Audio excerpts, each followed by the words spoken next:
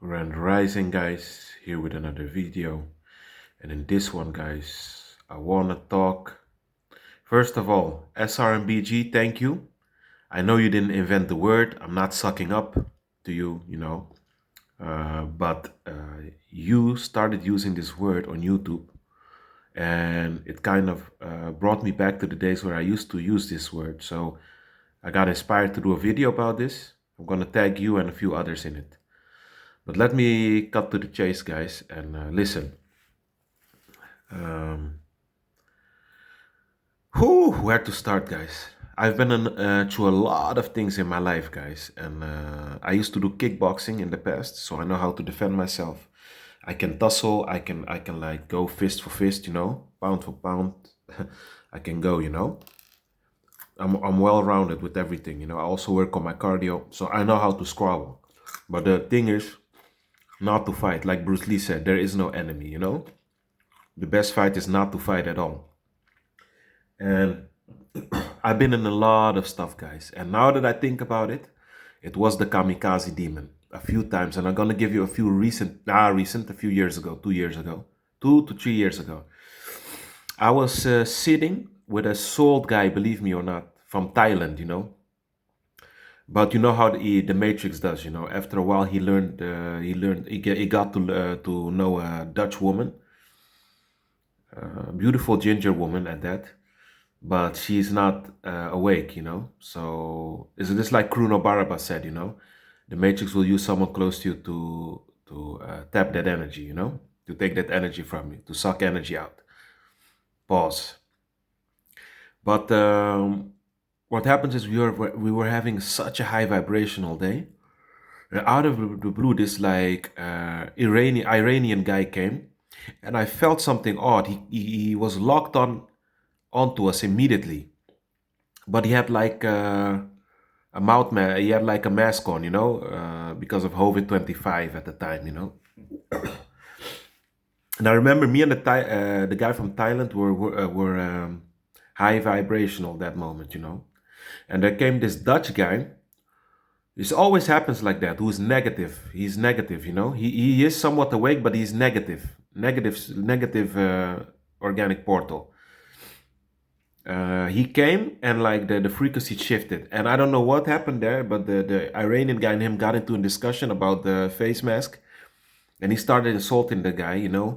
Are you stupid? Are you stupid? Get your head out of your ass. You listen to everything those politicians say to you, those psychopaths. Are you dumb? Are you stupid? And of course, if you talk to someone like the guy felt offended, and now the guy started to switch up. And I'm going to tell you why I name him the Kamikaze Demon. He started to switch up, and then all of a sudden they came face to face. I said, "Hey guys, we were here relaxing. What's going on with you two? You're changing the whole dynamics here. Everyone was relaxed. Why come here with that type of energy?" And I don't know what happened, but the soul guy from Thailand, I think he slapped the guy, he gave him a huge slap across the face, and the guy fell, and then he slapped him again, and then I came in between. I told the guy, "Hey, now you're going to leave, eh? Dude, before you leave here on a stretcher." I lost my patience. The guy told me, "Don't you threaten me." And I remember I gave him that Ron Artest slap. I slapped him with two hands, in his face. So hard, yo. I slapped him so hard that even a Dutch man told me, "Wow, you really slapped the soul out of him," because I was trying to, avoid. And here it comes. Mind you, this was in The Hague. This is the Washington D.C. of the Netherlands. It's like what Washington is to you guys. The Hague is. I don't live here, there, in The Hague, but I was there that day to visit, and it was in front of the Parliament. People were drinking everywhere. People were sitting. You have like restaurants, and a big statue surrounding us. Cameras everywhere. Security was there. Even then, the guy pulled out a knife, guys. A knife. He pulled out a knife, ready to stab. And when he catched on to that there were cameras everywhere, he then ran away and told me, "We are not finished. You wait, I'll come in with other guys." I told him, "Hey, whenever you're ready." Then a few weeks later, I visited that city again. I visited again. And I was walking through like this type of long water with a lot of like grass, stones, and benches there. And I was looking at I didn't notice yet, but some out of the corner, I see somebody jumping up and trying to apologize to me, standing his hand out. So I was thinking that means to say he saw me from a distance. I was probably very terrified that I would not, because one on one, I would beat the crap out of him, you know? But I kept in mind, it also may be a fake gesture. And when I'm off guard, he's giving me a hand. He will stab me in the neck. Because remember, he pulled the knife that day. Why wouldn't he put it now? He got embarrassed because he lost the fight. The moment you pull out a knife, you're afraid to use these hands. Then I got another situation where I was with the last female narcissist, and we were, we had a thing going on, but I didn't want a relationship, But we used to see each other almost every day, and there was this big fat Dutch guy who liked her also, but she didn't like him because he was out of shape. Very bad appearance, never got a haircut, very fat, always the same clothes. And she told him that also, It's not about, look, it's not about clothes that we're superior. I'm not, but you're not going to win a woman over by not showering and looking like a bum, Even if she is an organic portal. But I remember this guy saw me. He used to stalk her 2 years. And then he saw me after that while he came raging onto me. But I stood still. You never, guys, be afraid, eh? Never be afraid. Because if you show fear, they will all try to sucker punch you. If you stay there solid and not move, they will think, hey, why is this guy... The fact that he's standing still so courageous means he's not afraid of me, So I remember he putting his finger on me. But remember, we are in court there, And I immediately saw that the police was already standing with the arms crossed looking at the side eye at me. So it was a setup. If I would have slapped that guy, give him a slap or punch him, I would be the one immediately there inside being put in handcuffs.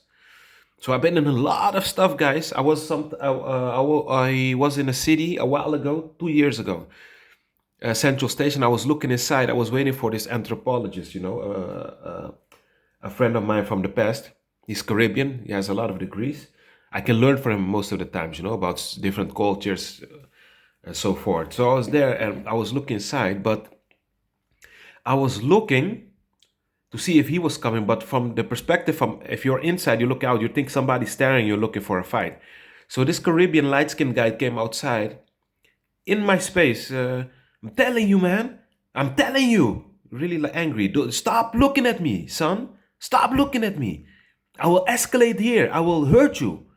And look, guys, I was looking at him. He's a little bit taller than me. He was skinny. I would beat the brakes off this guy one-on-one, But I was thinking, the fact that he doesn't care that there's police here. And everyone was looking, he didn't care. And he said, I don't care about these people and the police. I will crash out here, man. The fact that that guy did that and was so confident, even though he saw I wasn't afraid, he had to have a gun on him. Or at least a knife. So guys, I'm telling you, you have to use your brains. I'd rather swallow the shame of being yelled at in front of everybody than being pulled out of there in a stretcher, sent to somewhere else because of an idiot. Then I went to look this guy up because somebody knew him at the Central Station. I went to look this guy up, and my intuition was right for not slapping. I wanted to slap him. My intuition was right. You know why? Because I went to look up. This guy is a fan of Lil Boozy, about that gangster rap, shooting people stuff, and he was friends with some guy from Rotterdam who was in a documentary, who always walks with a mini machine gun. So even if I won, he would have probably called that guy and I would have, been shot dead there. And the other guy is a psychopath. He walks outside with a gym bag, with a mini... These people are crazy, man. With an MP40 on him. You see, so Illuminati Renegades, you are right. Be careful, man. I remember in the 90s, I have... I'm not gonna lie, I have an older brother, but he's an NPC, unfortunately. So yeah, our contact is limited. Sometimes I do visit him, because I also want to see the children. I always say, it doesn't matter what happens, leave the children out of it, And so I go there. I don't want to be hateful, but very often I go there because, they take energy from you also. But anyway, in the 90s, we went to all white or European neighborhood. And you had a side space, end of the streets, where the Crips would used to gather, melanated guy, Caribbean guys. And my older brother can squabble, he can fight. He has won way more fights than lost. He knows how to fight. And he knows how to tussle also. And he's somewhat twice my size and taller.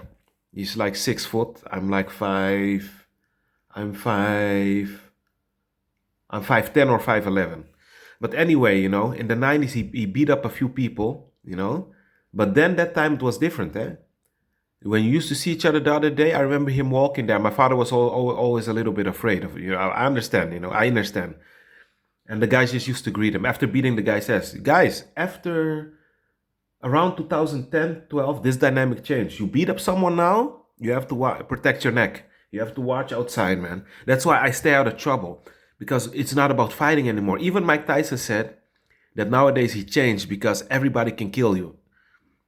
So he knows that he cannot be beating people up all the time. Even him, somebody might enter there. I name an example: 16-year-old dork with binoculars as glasses can come and shoot Mike Tyson. You see what I mean?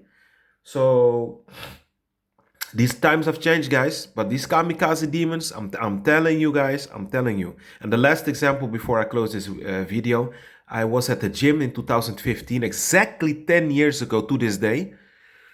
I was in the gym and I got into a heated argument with this Turkish guy. He kept staring at me, but he was like a soccer player, a thin guy, a thin, tall guy. And those people that go to those bots that go to the gym and they hog up the machines to be WhatsApping or the And I told the guy, hey man, listen, if you don't come here to train, then stand on the corner. We have a lounge area. Go there and talk on WhatsApp. Or you cannot be hijacking the equipment here and just sitting there WhatsApping. This is disrespectful. But I think because he saw my physique, I used to be more heavy. He thought, no, I'm not gonna win. His cousin was like somewhat bigger than me. We were the same height, but he was bigger. He was heavier and stronger. When it would come to tussling, but I'm a quicker striker.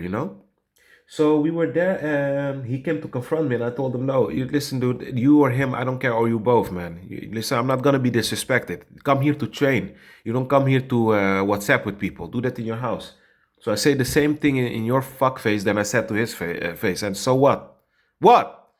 I used to have a bad temper in the days because I didn't know what gang stalking was. And I guess that bad temper comes because of the gang stalking. Now I know why I used to be like that. That's why I choose not to behave like that anymore. And I was like, what? I was really talking like that to him. So this coward waited till I turned my back. I learned a lesson also. Never turn your back on the enemy until he's defused and he walks away first. I went to the gates and I get this huge sucker punch side of my eye. He opens me up a little bit. I thought, oh, now you're going to get it. So we went to squabble, and to my surprise, guys, that's why I say sometimes someone with big muscles doesn't mean they have strength. I out-strengthened this guy on the floor. And I managed to get him on the floor. Then he stood up trying to punch me. I dodged it and gave him such a huge blow that I almost KO'd him. And he went to the counter, grabbing his head, You know what fighters do when they don't want to be pummeled anymore, So it's great, basically a sign of give up, And then I told him, you had enough? And then he jumped over the counter before the police came, and I also went. I didn't want to deal with the police. And you know what happened? Before he left, he said, I was already convicted for attempted murder. So you see the threat? And now, I'm not going to lie to you guys. Every day I was outside, I wasn't like dramatically looking around me, like hyper vigilant, but I was looking around me, and he had a car, and I didn't mesmerize the car, so it could be any car stopping. I don't know if the guy had a gun or pepper spray or a knife. That's why I tell you guys, avoid it with these. I'm telling you, the NPC, look, the NPC, that's nothing, guys. This is laughable. They're just there, man. They're just there to fill up space. Don't worry, they will never hurt you like that. Although they can be hijacked, but rarely. The organic portal is your enemy here. I've been telling you guys this for the longest. The organic portal, that's a whole different ballgame. And these are the ones, be careful, because it's not them there shooting you or stabbing you. Right? It's the demiurge. And the thing is, great explanation, Illuminati Renegade. A guy, I saw this thing also. This guy can be very thin, but yet 6 or 7 people have to restrain him. It's because it's not him. He's infested with demons. That being said, be at peace.